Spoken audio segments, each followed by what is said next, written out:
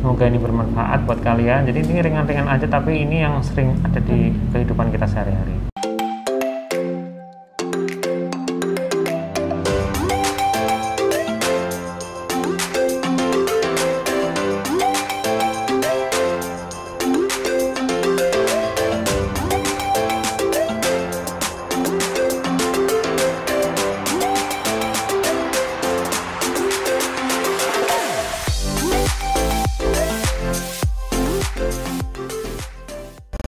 Assalamualaikum warahmatullahi wabarakatuh. Waalaikumsalam warahmatullahi wabarakatuh. Ketemu lagi di YouTube Poci TV di acara Temu Pakar. Nah, kali ini kita ada kuliah tentang bedah buku Sarwono yang biru, yang Sarwono bukan yang merah, tentang bab gangguan haid. Nah, jadi gangguan haid itu ada bermacam-macam. Nanti dari buku Sarwono ini akan dibahas oleh dokter muda Cecilia Christovera ya. Oke, sudah siap? Ya, silahkan Mbak Cecilia untuk presentasi tentang ini. Monggo. Baik, selamat sore Dr. Aji dan selamat sore teman-teman. Sebelumnya terima kasih kepada Dr. Aji yang sudah menyempatkan waktu untuk mengikuti presentasi Temu Pakar hari ini mengenai gangguan haid. Baik, yang pertama untuk pendahuluan. Perdarahan haid merupakan hasil interaksi kompleks yang melibatkan sistem hormon dengan organ tubuh, yaitu hipotalamus, hipofisis, uterus, ovarium, serta faktor lain di luar organ reproduksi. Lalu keluhan gangguan haid bervariasi, dari yang ringan sampai yang berat, dan tidak jarang menyebabkan frustasi bagi penderitanya. Lalu data di beberapa negara industri menyebutkan bahwa 1/4 penduduk perempuan dilaporkan pernah mengalami menoragi. Lalu 21% mengeluhkan siklus haid yang memendek, 17% mengalami perdarahan antar haid, dan 6% mengeluhkan perdarahan pasca senggama. Lalu yang termasuk dalam gangguan haid pada masa reproduksi yaitu yang pertama adalah gangguan lama dan jumlah darah haid. Yang termasuk di sini adalah hipermenore atau menoragi, lalu hipomenore. Lalu yang kedua gangguan siklus haid yang termasuk di dalamnya yaitu polimenore, oligomenore, aminore. Lalu yang ketiga gangguan perdarahan di luar siklus haid yang termasuk di dalam ini yaitu menometroragia. Lalu yang keempat gangguan lain yang berhubungan dengan haid yaitu dysmenore dan sindrom prahaid. Lalu untuk terminologi perdarahan uterus abnormal. Ada berbagai definisi tradisional pada gangguan haid yang termasuk di dalamnya yaitu menoragi, metroragia, oligomenore, dan polimenore. Terminologinya ini berdasarkan haid normal, yaitu dilihat dari durasinya yaitu 4-7 hari dan jumlah darahnya yaitu 30-80 ml dan intervalnya 24-35 hari. Yang pertama menoragi, di mana intervalnya normal, teratur, tetapi jumlah darah dan durasinya lebih dari normal. Lalu metroragia, yaitu intervalnya tidak teratur dengan jumlah darah dan durasi lebih dari normal. Lalu oligomenore, yaitu intervalnya lebih dari 35 hari. Dan polimenore, yaitu intervalnya kurang dari 24 hari. Lalu yang pertama untuk gangguan dari jumlah dan lama haid, yaitu menoragi atau hipermenore, yang dimana menoragia adalah perdarahan haid dengan jumlah darah lebih banyak dan atau durasinya lebih lama dari normal dengan siklus yang normal teratur. Total jumlah darah haidnya bisa lebih dari 80 ml per siklus dan durasi haidnya bisa lebih dari 7 hari. Karena sulitnya menentukan jumlah darah, maka diberikan patokan yaitu dimana untuk jumlah darah yang normal perempuan bisa mengganti pembalut 2-5 kali dalam satu hari. Dan untuk menoragi adalah bila mengganti pembalut lebih dari 6 kali per hari. Lalu penyebab menoragi terletak pada kondisi dalam uterus, di mana hemostasis di endometrium pada siklus haid berhubungan erat dengan platelet dan fibrin. Pada penyakit tertentu seperti penyakit von Willebrand dan trombositopeni terjadi defisiensi komponen tersebut. Penyebab lainnya yaitu termasuk adanya gangguan anatomi seperti mioma uteri, polip, dan hiperplasi endometrium. Lalu selanjutnya hipomenore, yang dimana hipomenore adalah perdarahan haid dengan jumlah darah lebih sedikit dan atau durasi lebih pendek dari normal. Terdapat beberapa penyebab dari hipomenoreh, yaitu gangguan organik, misalnya pada uterus pasca operasi miomektomi, lalu gangguan endokrin, dan juga hipomenoreh juga menunjukkan adanya penebalan dari bawah tebal endometrium tipis dan perlu dilakukan evaluasi lebih lanjut. Lalu selanjutnya adalah polimenoreh, di mana polimenoreh adalah haid dengan siklus yang lebih pendek dari normal, yaitu kurang dari 21 hari. Seringkali sulit untuk membedakan polimenoreh dengan metrorragia, yang merupakan perdarahan di antara dua siklus haid. Penyebab polimenoreh bermacam-macam, seperti gangguan endokrin yang menyebabkan gangguan ovulasi, fase luteal memendek, dan kongesti ovarium karena peradangan. Lalu selanjutnya oligomenoreh, di mana adalah haid dengan siklus yang lebih panjang dari normal, yaitu lebih dari 35 hari. Sering terjadi pada sindrom ovarium polisiklik yang disebabkan oleh peningkatan dari kadar androgen sehingga terjadi gangguan ovulasi.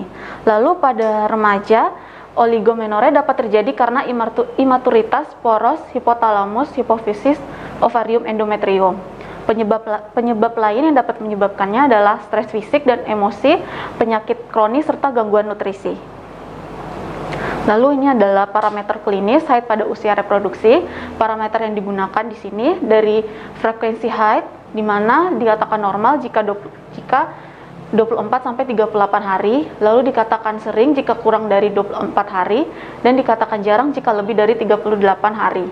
Lalu keteraturan siklus haid dalam 12 bulan, normal jika variasinya 2-20 hari, lalu tidak teratur jika variasinya lebih dari 20.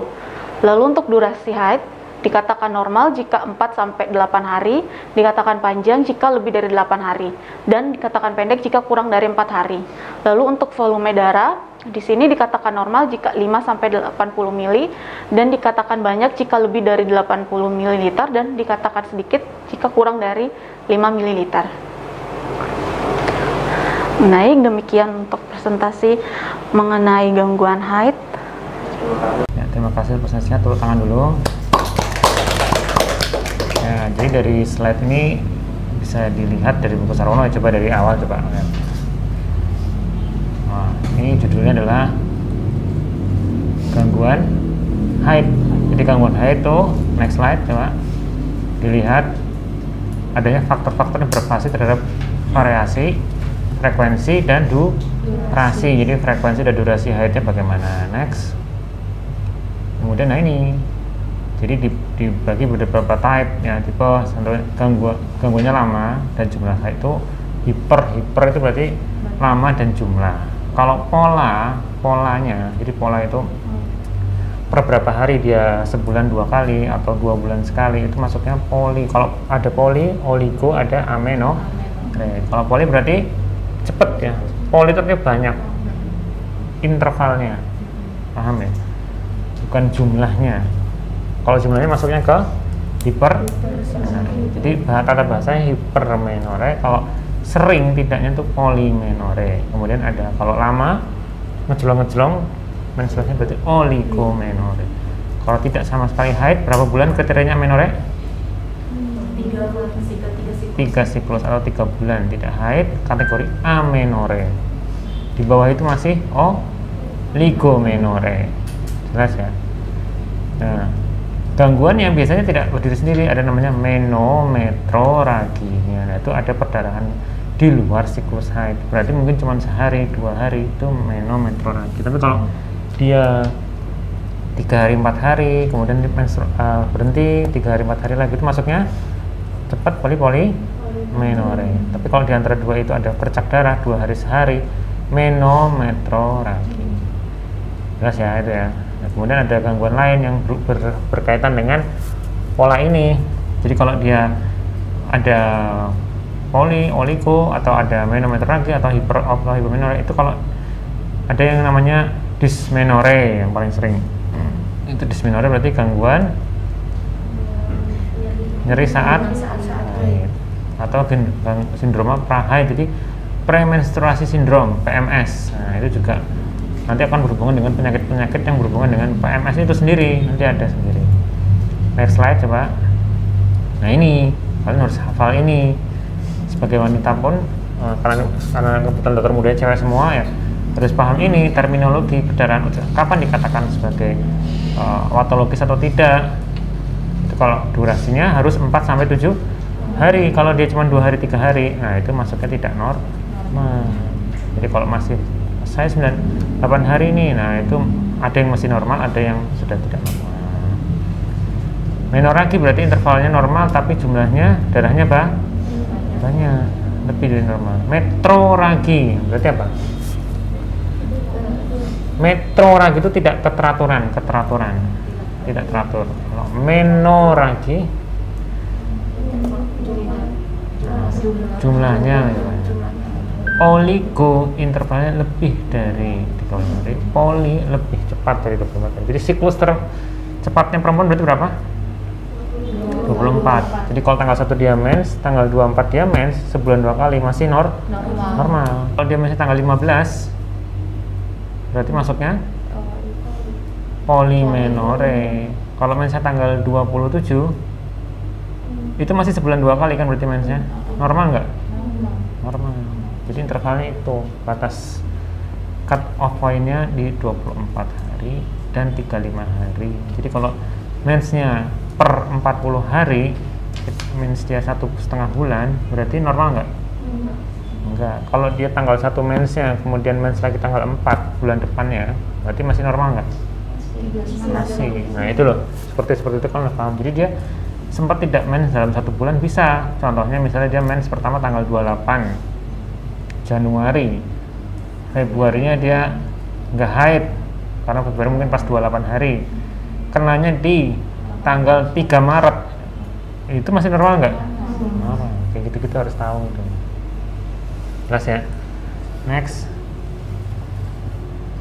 Udah dijelaskan tadi ya, menoragi udah tahu. Terus next tadi udah dibahas hipermenore, udah dibahas juga. Terus polimenore udah dibahas. Terus oligomenore sudah dibahas tadi. Terus nah ini dipastikan kalian paham ini ya. Di frekuensinya normal 28, sering, jarang, keteraturannya, durasi haidnya, volume darah, ini adalah kriteria-kriteria untuk menyatakan masih in normal range atau tidak. Nanti nggak untuk pakainya ini. Oke ya, ada pertanyaan nggak dari gangguan haid ini? Ke slide awal, ada ini nggak gangguan haid ini? Nggak ada? Cukup? Kalau tidak ada, kita cukupkan. Semoga ini bermanfaat buat kalian. Jadi ini ringan-ringan aja, tapi ini yang sering ada di kehidupan kita sehari-hari. Oke, terima kasih, semoga bermanfaat. Wassalamualaikum warahmatullahi wabarakatuh. Waalaikumsalam.